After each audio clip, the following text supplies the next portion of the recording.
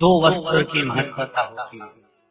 ध्यान लगाना जरा, जितनी भी माताएं बैठी हैं, चाहे वो सासू माँ हो चाहे बहू हो, कार्तिक महीने में दो वस्त्र का विधान है, एक पीले कलर का वस्त्र और एक लाल कलर का वस्त्र। आज देवउठनी एकादशी है, ऐसी कोई माता नहीं होगी जो अपने घर में तुलसी जी का पूजन नहीं करे। घर की माँ यदि आज देवउठनी एकादशी के दिन लाल वस्त्र, वैकुंठ, वैसे तो पचवीगन का महत्व बताया गया है स्कंद पुराण में, जो 5 दिन पीछे के होते हैं। आंवला नवमी से जो क्रम पचवीगन का चालू होता है, पूर्णिमा तक, वैकुंठ चतुर्दशी के क्रम तक, उसका जो महत्व, इन 5 दिनों की महत्वता वैसे स्कंद पुराण में कही गई है, पर आप समझें उसको।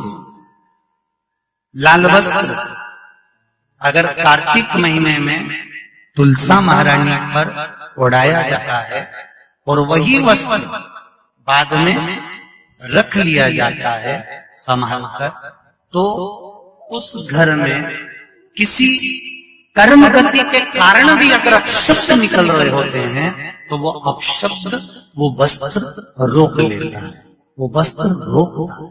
कौन सा वस्त्र? लाल वस्त्र। पीला वस्त्र इन 5 दिन में अगर तुलसा महारानी को चढ़ाया जाता है और उसको रखा जाता है, तो जिस नारी के गर्भ से संतान नहीं भी हो रही होती है, उसके कक्ष में अगर वो वस्त्र कुछ दिन तक रखा रहता है तो ये निश्चित आती है कि गर्भ ठहरता जरूर है। ये पीले वस्त्र की और लाल वस्त्र की महत्वता कार्तिक महीने में। जैसे ही मंजरी बड़ी हो, मंजरी को उतार दिया, शालिग्राम जी को समर्पित कर दिया, ठाकुर जी को चढ़ा दिया। इतना सुंदर कहा है, शंकर जी का नाम लेकर, जैसे आपको कथा में कहा था, बद्रिकाश्रम जाओ तो चने की दाल चढ़ाओ, किसका नाम लेकर? शंकर जी का नाम लेकर। केदारनाथ जाओ तो शंकर जी पर घी चढ़ाओ, किसका नाम लेकर? नारायण का नाम लेकर। नारायण का नाम लेकर केदारनाथ में घी चढ़ता है और बद्रीनाथ में शिव का नाम लेकर चने की दाल चढ़ती है। उसी तरह मंजरियों को इकट्ठा कर कर मंजरी 108 मंजरी की माला तैयार कर कर शिव का नाम लेकर जो नारायण के शालिग्राम जी के गले में माला धारण करा देता है, उसकी मनोकामना पूर्ण हो जाती है। घर में तुलसी का पौधा होना जरूरी है। क्यों जरूरी है?